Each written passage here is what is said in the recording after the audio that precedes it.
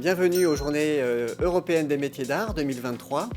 Je suis Alain de Sigoyer et je reçois cette année dans mon atelier de nombreux artisans et artistes qui viennent présenter leur travail. Et avec nous pour nous accompagner aujourd'hui, vous avez la libraire de Joué, la fameuse librairie dans la forêt. Mon métier d'ébéniste, je l'exerce depuis que j'ai quitté l'école générale en 3e.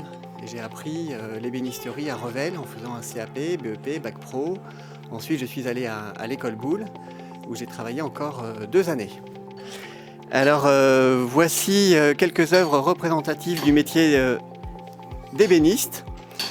Ici, vous avez une console entièrement plaquée en palissandre de Santos. C'est vraiment le cœur de l'ébénisterie, c'est-à-dire que vous voyez que la structure du meuble a complètement disparu sous le décor. C'est ce qui fait le métier d'ébéniste. C'est un terme qui est apparu à peu près sous Louis XIII, quand les plaquages d'ébène sont venus recouvrir intégralement le meuble. Ensuite, vous avez du travail plus de menuiserie, où on voit clairement la structure, on voit les traverses, les montants et les panneaux s'assembler. Donc là, c'est une restauration d'une boiserie fin 18e, et ici, c'est la création d'une boiserie pour un château à côté de Bordeaux. Et ici, c'est presque un travail d'agenceur. C'est une cave à vin réalisée en panneaux de chêne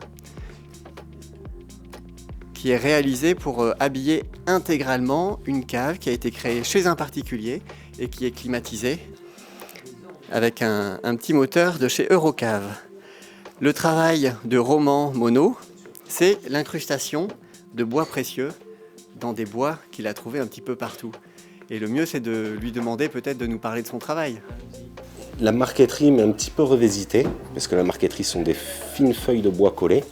Et là, c'est vraiment des pièces incrustées, voilà, bien plus grosses que sur la marqueterie. Et ça permet de faire tout le dessin et après le mettre dans le bois. Une fois mis dans le bois, on n'a plus qu'à poncer et on donne justement des résultats qu'on veut.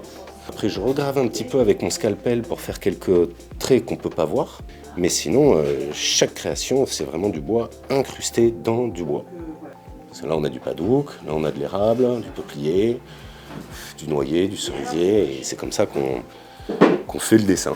Donc il faut arriver à faire aussi sans le vert. Parce que le vert est une couleur de bois qu'on n'a pas. Mais avec toutes les autres, justement, on peut après créer ce qu'on veut.